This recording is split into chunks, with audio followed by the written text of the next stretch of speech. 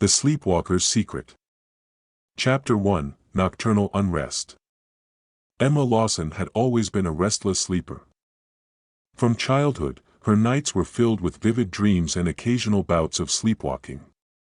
Her parents had grown accustomed to finding her in odd places around the house, curled up in the bathtub, nestled in the coat closet, or even attempting to drive the family car in the garage. As she grew older, the episodes became less frequent but never truly disappeared. Now, at 32, Emma lived alone in a cozy apartment in downtown Seattle. Her job as a software developer kept her busy during the day, but nights remained a source of anxiety. She had learned to take precautions, locking her bedroom door, setting alarms on windows and doors, and even wearing a sleep tracking device to monitor her nocturnal activities. Despite these measures, Emma couldn't shake the feeling that something was amiss. Lately, she had been waking up more exhausted than usual, with vague memories of unsettling dreams. Her sleep tracker showed increased activity during the night, but she couldn't recall any specific incidents of sleepwalking. On a crisp autumn morning, Emma woke with a start. Her heart was racing, and a thin sheen of sweat covered her body. The digital clock on her nightstand read 6:37 a.m., nearly an hour before her usual wake-up time. As she sat up, trying to shake off the remnants of a nightmare, she noticed something that made her blood run cold. There, on her pale blue sheets, was a small, dark stain. Emma's breath caught in her throat as she leaned closer, praying it was just a spilled drink or a bit of dirt. But as she examined it more closely, her worst fears were confirmed. The stain was unmistakably blood.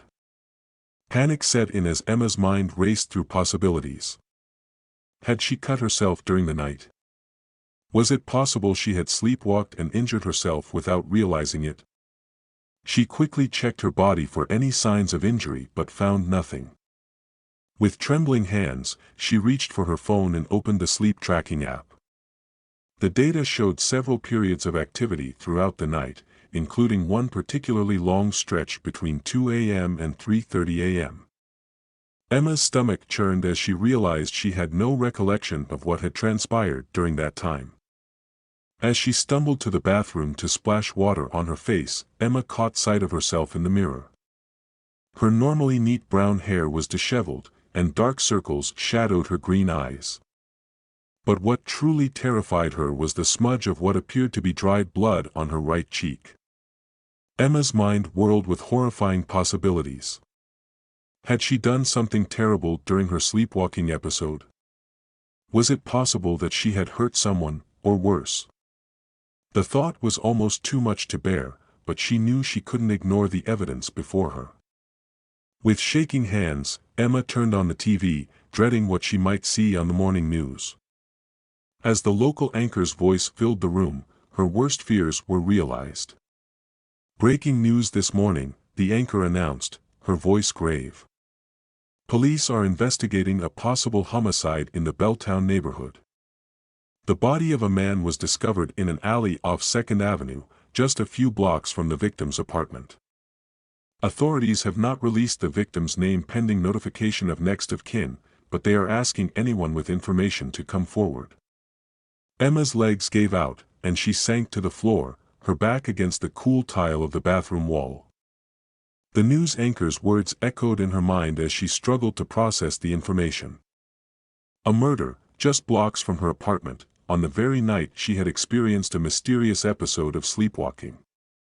As the gravity of the situation settled over her, Emma knew she had to act. She couldn't simply ignore what had happened or pretend it was all a coincidence. If there was even the slightest chance that she was involved in this man's death, she had a responsibility to uncover the truth. With a deep breath, Emma stood up and looked at herself in the mirror once more. The woman staring back at her seemed like a stranger, frightened, confused, and potentially dangerous. But beneath the fear, Emma felt a steely resolve forming. She would get to the bottom of this mystery, no matter what it took. As she began to formulate a plan, Emma couldn't shake the nagging feeling that her life would never be the same again. The coming days would test her in ways she had never imagined, forcing her to confront not only her sleepwalking problem but also the darkest corners of her own psyche. Little did Emma know that her journey to uncover the truth would lead her down a twisted path of secrets, lies, and hidden dangers, all while the clock ticked relentlessly toward a revelation that would change everything. Chapter 2: The Morning After. Emma's mind raced as she tried to piece together a plan of action. She knew she couldn't go to the police, not yet, at least. Without concrete evidence of her involvement, she risked looking paranoid or, worse, drawing suspicion to herself unnecessarily. No, she needed to investigate on her own first, to determine if there was any real connection between her sleepwalking episode and the murder. First things first, she needed to clean up and destroy any potential evidence in her apartment. The thought made her stomach churn. Was she really considering covering up a crime? But the rational part of her brain argued that she didn't know for certain if she had committed any crime at all. This was just a precaution, she told herself, until she knew more. Emma carefully stripped the bed, bundling the blood-stained sheet into a garbage bag. She scrubbed her face clean, watching the pinkish water swirl down the drain with a mixture of relief and dread. After a thorough shower, she meticulously cleaned every surface in her bedroom and bathroom, paying special attention to doorknobs, light switches, and anything else she might have touched during her nocturnal wanderings. As she worked, Emma's mind kept returning to the news report. The victim had been found in an alley off 2nd Avenue, that was only a few blocks from her apartment. Had she really managed to sleepwalk that far without anyone noticing? And more importantly, what could have possibly driven her to commit such a violent act while unconscious?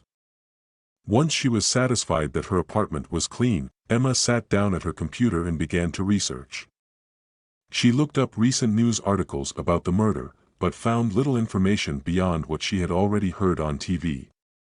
The police were being tight-lipped about the details, which only added to her anxiety. Next, she delved into information about sleepwalking and its potential connection to violent behavior. While rare, there were documented cases of people committing violent acts while sleepwalking. The term homicidal somnambulism sent a chill down her spine as she read about individuals who had killed family members or strangers during sleep states, with no memory of their actions upon waking. As the morning wore on, Emma realized she couldn't stay cooped up in her apartment all day. She needed to get out, to see the crime scene for herself.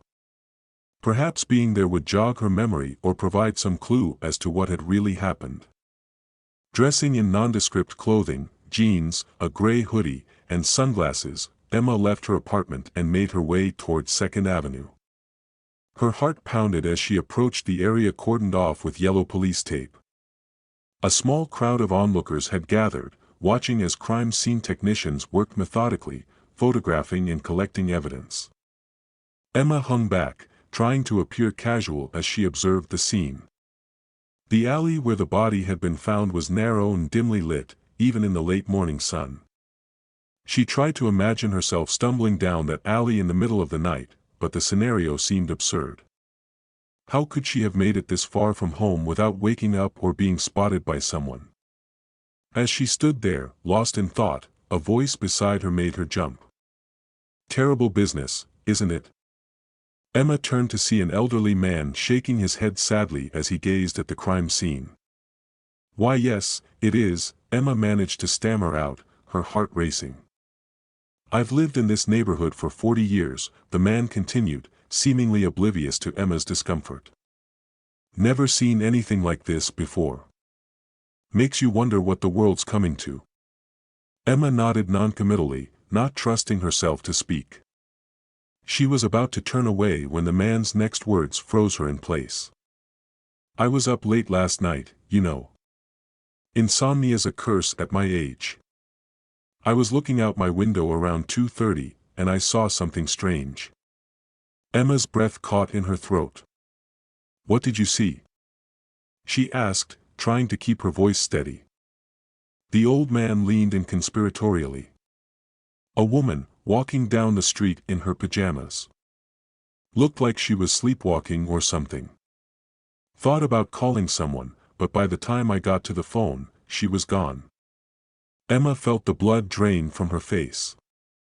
With a mumbled excuse, she hurried away from the crime scene, her mind reeling. The old man's story seemed to confirm her worst fears. She had indeed been out on the street during her sleepwalking episode, at the very time the murder had likely occurred. As she rushed back to her apartment, Emma's thoughts were a chaotic jumble. She still had no concrete proof that she was involved in the man's death, but the circumstantial evidence was mounting. The blood on her sheets, the gap in her memory, and now an eyewitness who had seen her near the crime scene, it all pointed to a horrifying conclusion. Back in the safety of her apartment, Emma sank onto her couch, her head in her hands. She knew she needed help, but who could she possibly turn to? Her family lived on the other side of the country, and she had few close friends in Seattle. The thought of confiding in someone about her suspicions seemed impossible. Who would believe her? And more importantly, who would be willing to help her investigate without immediately turning her into the authorities? As she sat there, grappling with her limited options, Emma's gaze fell on a business card tucked into the corner of her mirror. Dr. Amelia Chen, sleep specialist, it read. Emma had seen Dr. Chen a few years ago when her sleepwalking had briefly intensified, but she hadn't felt the need to continue treatment once the episodes became less frequent. Now, as she stared at the card, a glimmer of hope sparked in Emma's chest. Dr. Chen was bound by doctor-patient confidentiality. Perhaps she could provide some insight into Emma's condition without the risk of legal repercussions. And if anyone could help her understand what might have happened during her sleepwalking episode, it would be a sleep expert. With trembling fingers, Emma reached for her phone and dialed the number on the card. As it rang, she silently prayed that Dr. Chen would be able to see her quickly. She needed answers, and she needed them soon, before the police came knocking on her door with questions of their own. Chapter 3: Seeking Professional Help. The waiting room of Dr. Amelia Chen's office was a study in calming neutrals, soft beige walls, plush taupe chairs, and gentle, abstract artwork that seemed designed to lull patients into a state of relaxation. For Emma, however, the serene atmosphere only heightened her anxiety. Her leg bounced nervously as she waited, her mind racing through all the possible outcomes of this meeting. When the receptionist called her name, Emma nearly jumped out of her skin. She followed the woman down a short hallway, her heartbeat thundering in her ears.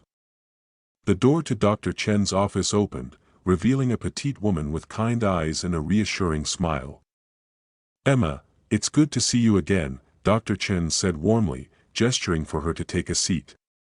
"Though I must admit, I was surprised to receive your call for an emergency appointment. What seems to be the problem?" As Emma sank into the comfortable armchair across from Dr. Chen, the words she had rehearsed on the way over seemed to evaporate. How could she possibly explain her suspicions without sounding completely insane? I think something happened during one of my sleepwalking episodes," Emma began hesitantly. "Something bad?" Dr. Chen's expression remained neutral, but her eyes sharpened with interest. "Can you tell me more about what you experienced?" Taking a deep breath, Emma recounted the events of the morning, the blood on her sheets, the gap in her memory, and the news of the murder near her apartment. As she spoke, she watched Dr. Chen's face carefully, searching for any sign of judgment or disbelief.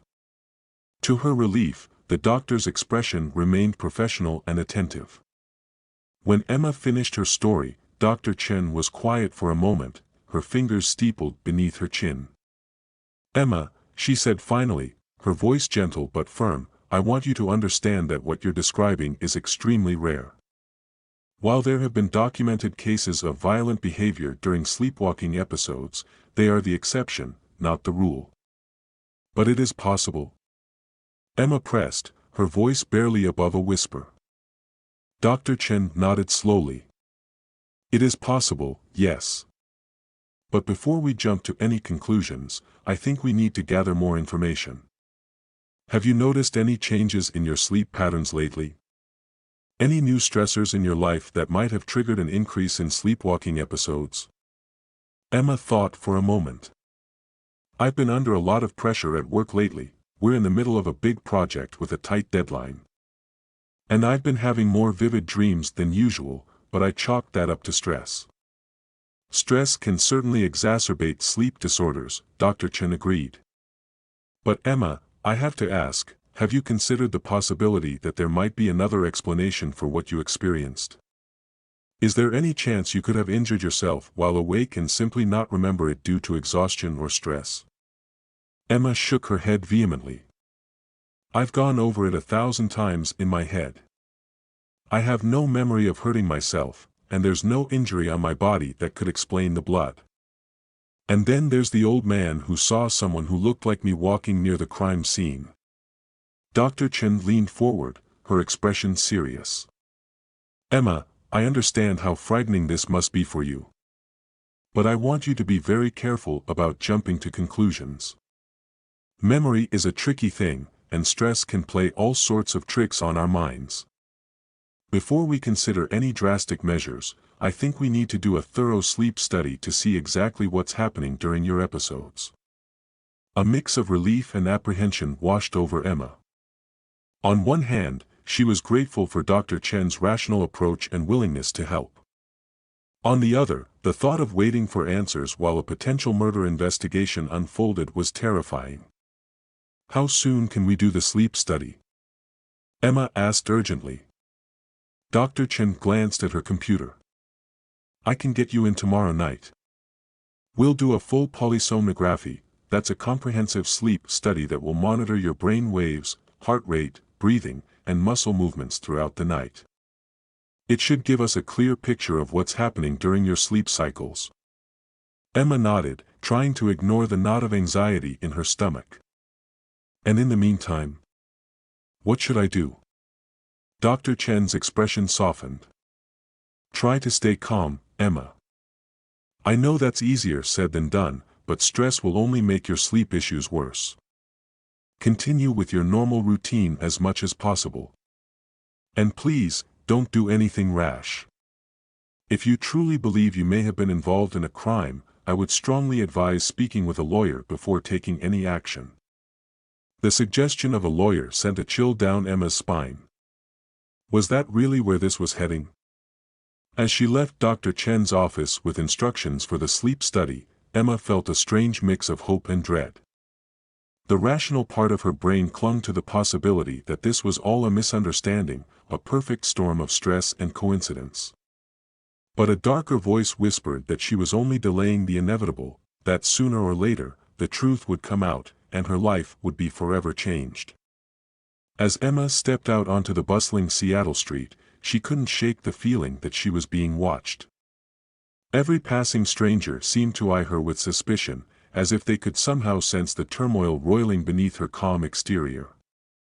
She pulled her hoodie tighter around her, hunching her shoulders as if to make herself invisible. The walk back to her apartment felt interminable. Emma's mind raced with possibilities and plans. Should she reach out to a lawyer, as Dr. Chen had suggested? The thought made her queasy, it felt like an admission of guilt. But if she didn't, and the police came knocking, wouldn't that look even worse? As she approached her building, a familiar figure standing near the entrance made her heart skip a beat. Detective Mark Ramirez, an old friend from college, was leaning against the wall, his eyes scanning the street. When he spotted Emma, he straightened up, a smile spreading across his face. Emma. Long time no see, Mark said warmly as she drew near. Chapter 4, An Unexpected Encounter. Emma's heart raced as she approached Detective Mark Ramirez. They had been close friends in college, but had drifted apart over the years. His presence here, now, couldn't be a coincidence. Mark, Emma managed, trying to keep her voice steady. What brings you to my neck of the woods? Mark's smile faltered slightly, his dark eyes searching her face. Actually, I was hoping to talk to you. Do you have a few minutes? Emma's mouth went dry. This was it, they must suspect her already. But how? She forced a smile, hoping it didn't look as strained as it felt. Of course. Want to come up to my apartment? As they rode the elevator in silence, Emma's mind whirled with possibilities. Should she confess everything? Deny any knowledge? Ask for a lawyer? The ding of the elevator arriving at her floor startled her out of her thoughts. Once inside her apartment, Emma gestured for Mark to sit on the couch while she busied herself in the kitchen. "Can I get you something to drink?" she called, desperate for a moment to compose herself. "Just water, thanks," Mark replied. Emma returned with 2 glasses of water, setting them on the coffee table before perching on the edge of an armchair across from Mark. "So," she said, aiming for casual, "what did you want to talk about?" Mark leaned forward, his elbows on his knees. "Emma, I'm here about the murder that occurred last night. I'm leading the investigation, and we're canvassing the neighborhood for any potential witnesses." Emma felt a wave of relief wash over her, quickly followed by a surge of guilt. He wasn't here to arrest her, at least, not yet. "Oh," she said, trying to sound appropriately concerned but not overly interested. "That's terrible. I heard about it on the news this morning." Mark nodded, his expression grave. "It's a nasty business. The victim was a local man, mid-30s. We're still piecing together his movements from last night, but we believe he was killed sometime between 2 and 3 a.m. Emma's heart skipped a beat. That time frame aligned perfectly with her unaccounted-for sleepwalking episode. She took a sip of water, buying time to steady her voice. "That's awful. Do you have any leads?" "We're following up on a few things," Mark said vaguely. "But that's actually why I wanted to talk to you. You live pretty close to where the body was found. I was wondering if you might have seen or heard anything unusual last night." Emma's mind raced. Should she mention the old man's story about seeing a woman in pajamas? No, that would only draw suspicion to herself. "I'm sorry," she said, shaking her head. "I was asleep. I didn't hear anything out of the ordinary."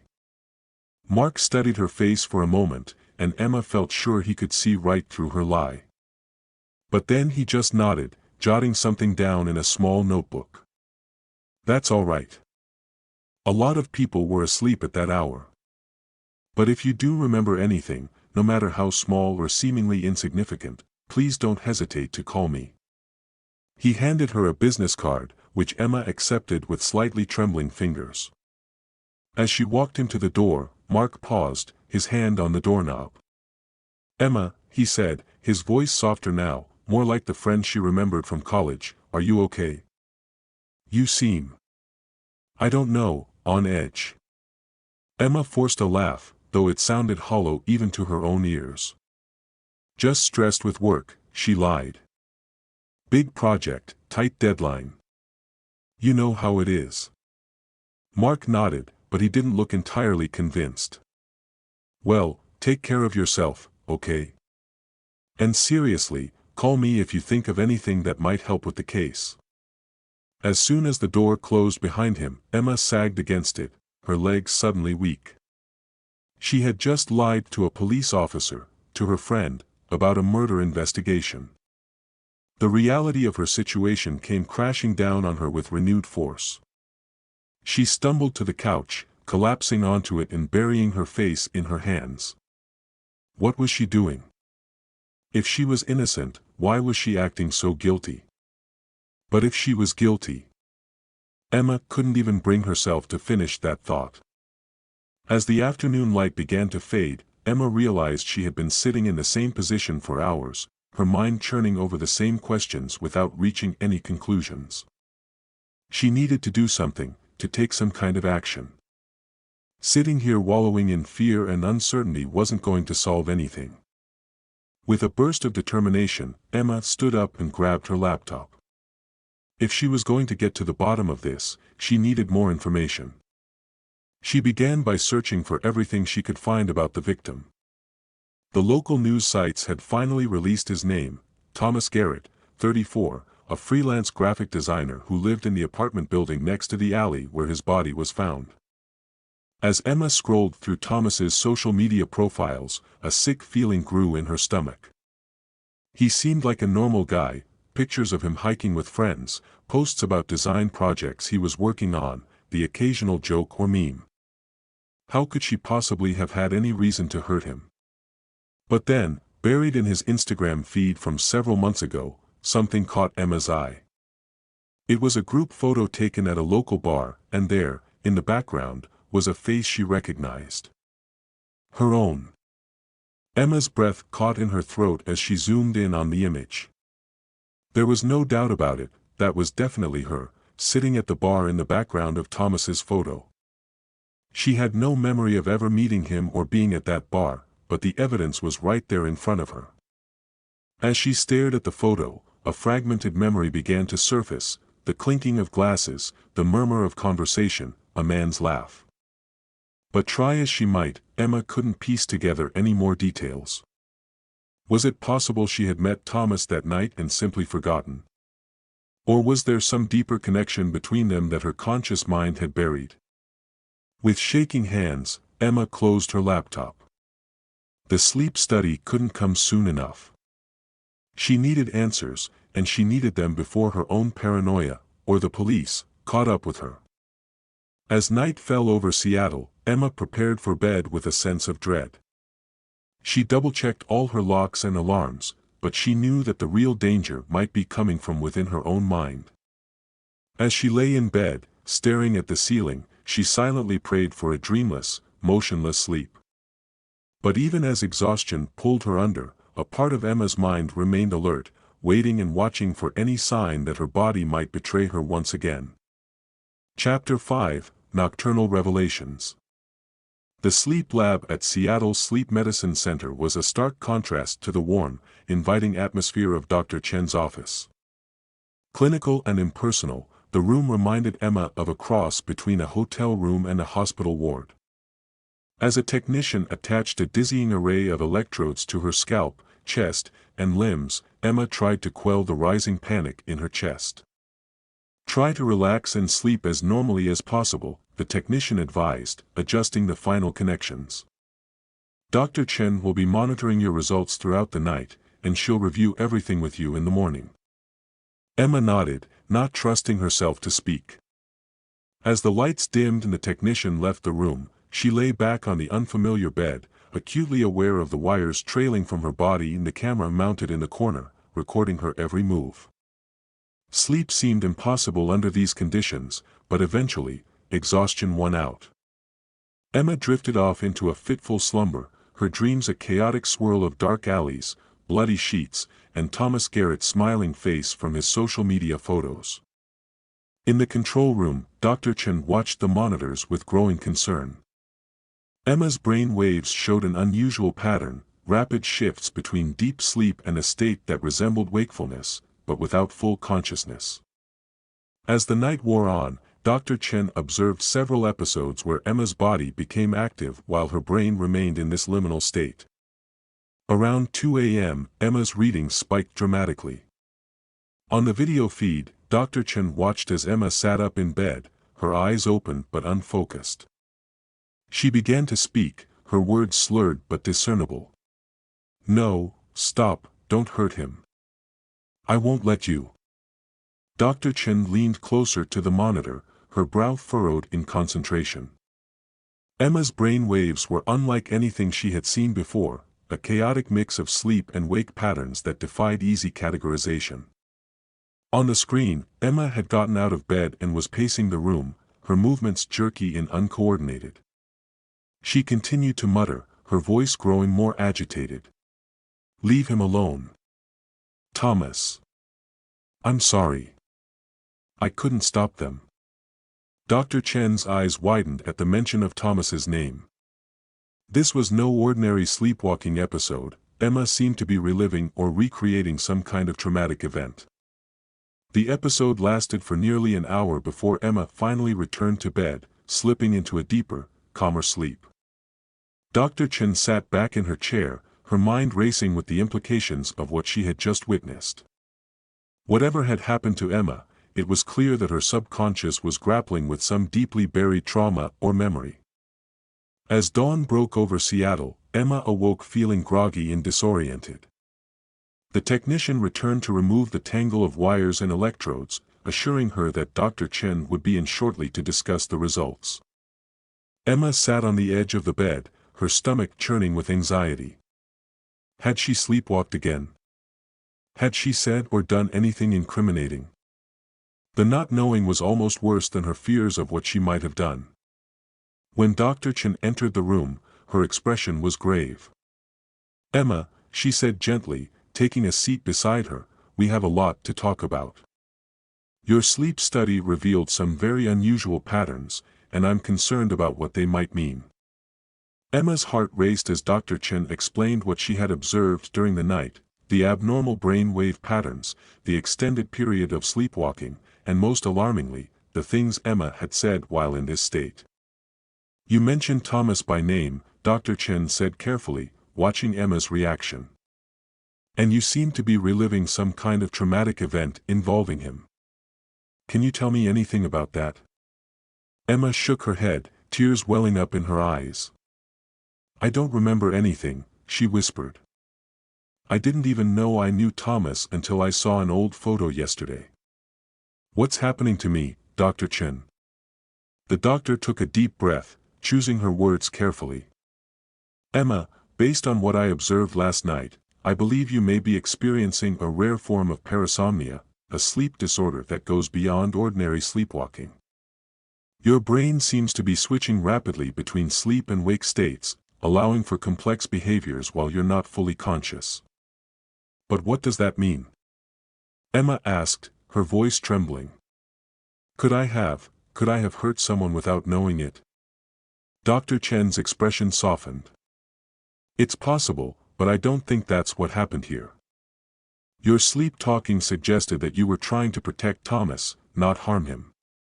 I think it's more likely that you witnessed something traumatic involving Thomas, and your mind has suppressed the memory." Emma's mind reeled as she tried to process this information. "So, you don't think I killed him?" "No, Emma, I don't," Dr. Chen said firmly. "But I do think you may have important information about what happened to him, information that your conscious mind has blocked out. With your permission, I'd like to try a session of sleep hypnosis. It might help us access those buried memories and get to the bottom of what really happened that night." Emma hesitated, torn between her desperate need for answers and her fear of what those answers might reveal. Finally, she nodded. "Okay," she said softly. "Let's do it." As Dr. Chen prepared for the hypnosis session, Emma closed her eyes, taking deep breaths to calm her racing heart. Whatever the truth was, she knew she couldn't run from it any longer.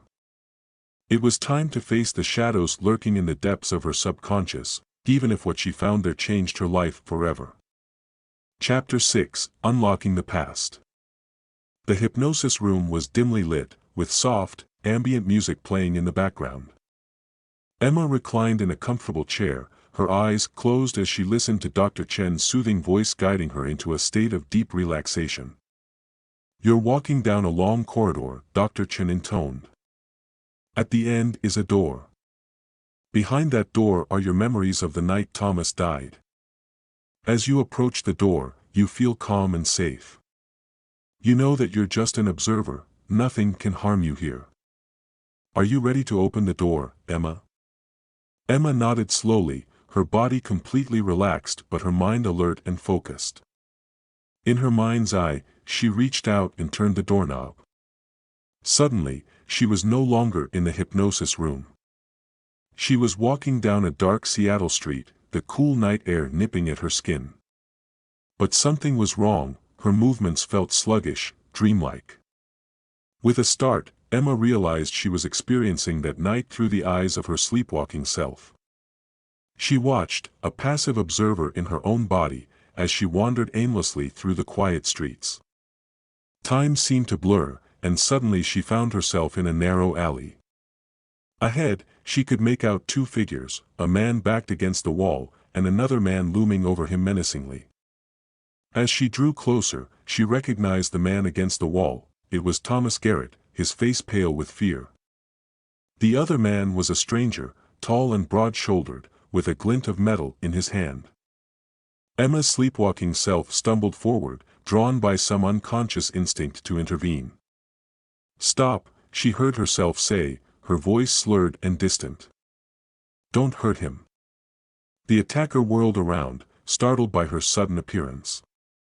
Thomas seized the opportunity, attempting to push past his assailant. But the larger man was too quick. He lashed out with the knife, catching Thomas in the side. Emma watched in horror as Thomas crumpled to the ground, blood seeping through his shirt. The attacker turned back to her, his face a mask of panic and rage. He advanced on her, the bloody knife still in his hand. "You didn't see anything," he growled. "You were never here. Understand?" Emma's sleepwalking self nodded mechanically, her eyes unfocused. The man grabbed her arm roughly, smearing blood on her sleeve. "Go home," he ordered. "Forget this ever happened." As if on autopilot, Emma turned and began to walk away. Behind her, she could hear the sounds of a struggle, Thomas, in his final moments, fighting for his life. But her sleeping mind couldn't process the horror of what was happening. She just kept walking, one foot in front of the other, until she found herself back in her own apartment. In the hypnosis room, Emma's eyes flew open, a gasp escaping her lips.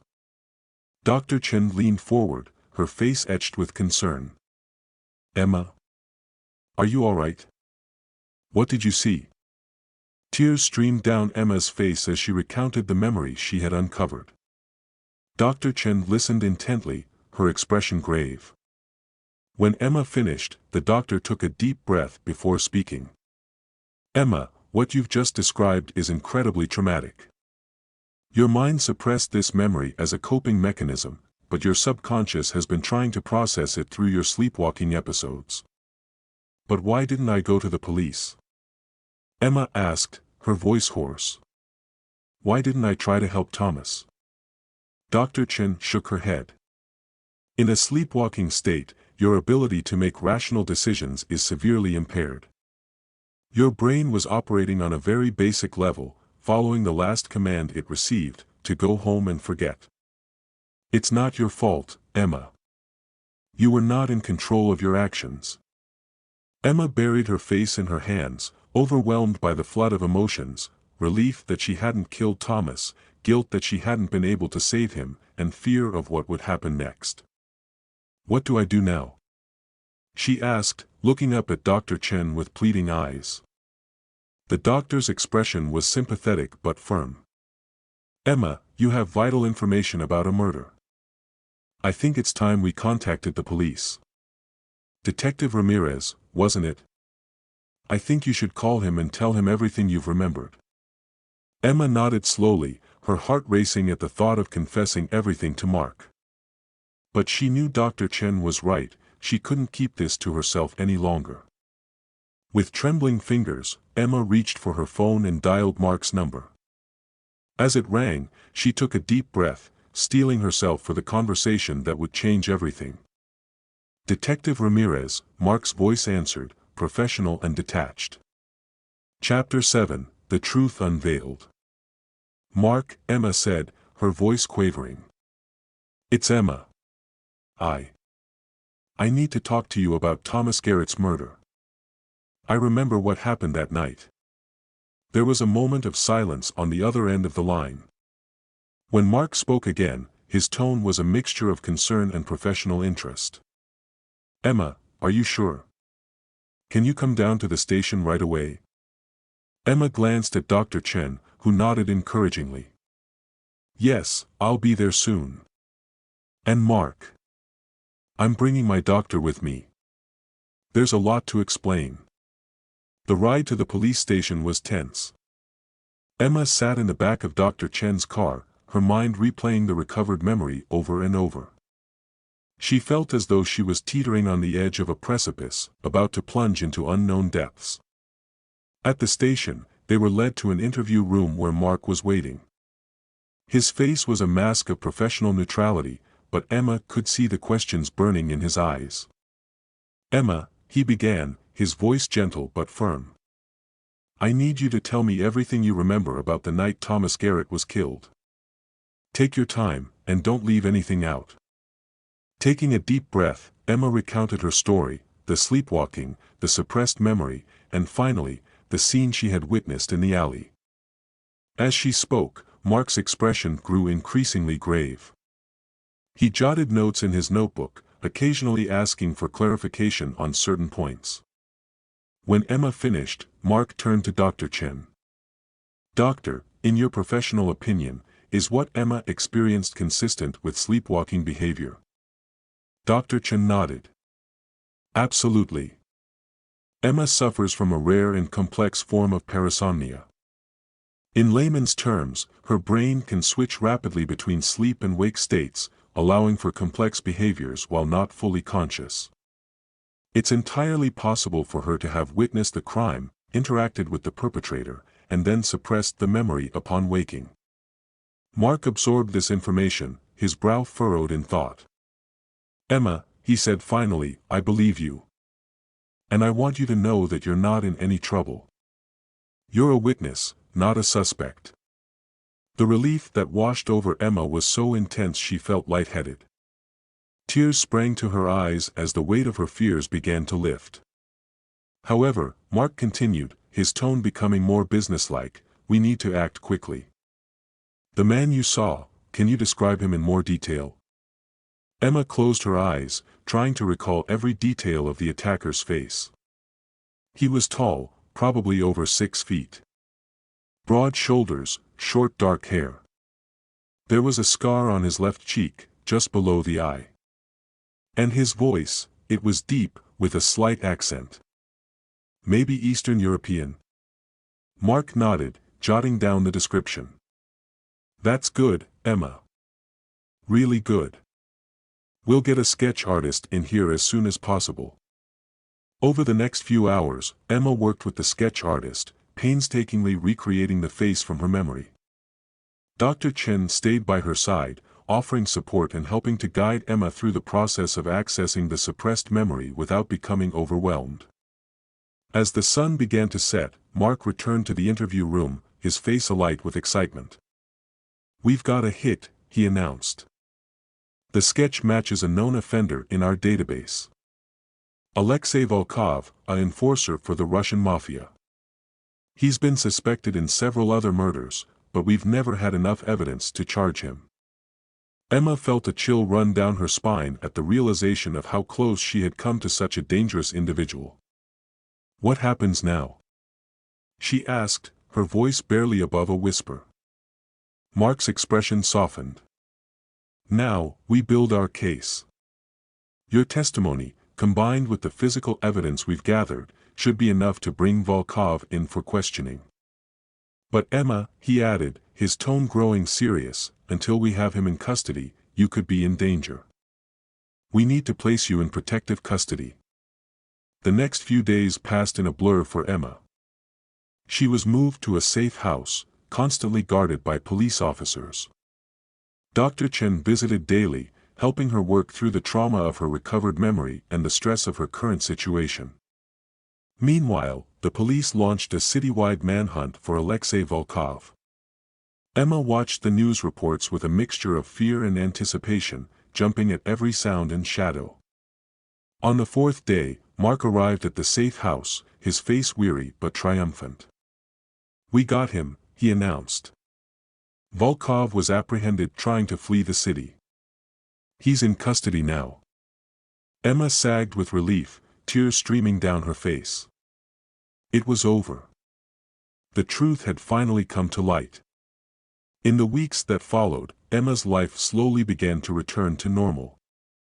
She testified at Volkov's trial, her voice strong and clear as she recounted what she had witnessed. Her testimony, combined with forensic evidence and Volkov's own partial confession, led to a conviction. As she left the courthouse after the verdict was read, Emma felt as though a great weight had been lifted from her shoulders. The nightmare that had begun on that fateful night was finally over. Dr. Chen continued to work with Emma, helping her develop coping strategies for her parasomnia and processing the trauma she had experienced. Slowly but surely, Emma's sleep patterns began to stabilize, and the terrifying sleepwalking episodes became less frequent. One evening, as Emma sat on her balcony watching the sun set over Seattle, she reflected on the journey she had been through. The fear and uncertainty that had once consumed her had been replaced by a newfound strength and resilience. She thought of Thomas Garrett, the man she couldn't save but whose killer she had helped bring to justice. In her mind, she said a silent goodbye to him, hoping that somehow, somewhere, he was at peace. As the last rays of sunlight faded from the sky, Emma took a deep breath, feeling truly awake and present in a way she hadn't in years. The shadows of the past no longer haunted her. She was ready to face whatever the future might bring, wide awake and unafraid. Epilogue, 6 months later. The Seattle skyline glittered in the distance as Emma jogged along the waterfront, her breath forming small clouds in the crisp autumn air. It had become her morning routine, a way to clear her mind and start the day with a sense of purpose and control. As she rounded the final bend of her route, Emma spotted a familiar figure waiting near her apartment building. Mark Ramirez stood with 2 cups of coffee, a smile spreading across his face as she approached. "Thought you might need this," he said, handing her one of the cups. "How are you doing, Emma?" She took a grateful sip of the hot coffee before answering. "Better. Much better, actually. Dr. Chen says my sleep patterns have almost completely normalized. I haven't had a sleepwalking episode in over a month." Mark nodded, his expression a mixture of relief and something else, pride, perhaps, or admiration. "That's great to hear. You've been through so much, Emma. I'm glad you're coming out the other side." They walked together towards Emma's building, a comfortable silence falling between them. At the entrance, Emma paused, turning to face her friend. "Mark," she began, her voice soft but steady, "I never properly thanked you. For believing me, for protecting me, for seeing this through to the end. I don't know what would have happened if—" Mark held up a hand, cutting her off gently. "You don't need to thank me, Emma. I'm just glad we were able to get justice for Thomas and keep you safe. That's what friends are for, right?" Emma smiled, feeling a warmth that had nothing to do with the coffee or her recent exercise. "Right. Friends."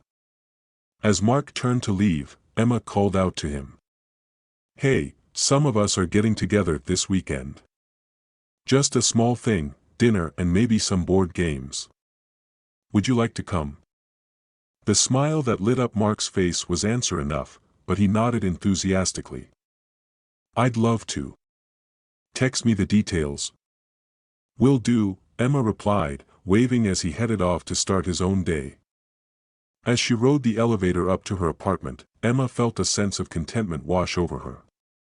The nightmare that had begun with a bloodstain on her sheets had led her through darkness and uncertainty, but it had also shown her the strength she possessed and the people she could rely on. Her sleepwalking secret had nearly destroyed her, but in facing it, she had found a path to healing and growth. As she stepped into her apartment, bathed in the warm morning light, Emma knew that whatever challenges lay ahead, she would face them wide awake, with her eyes wide open. The end. Subscribe for more.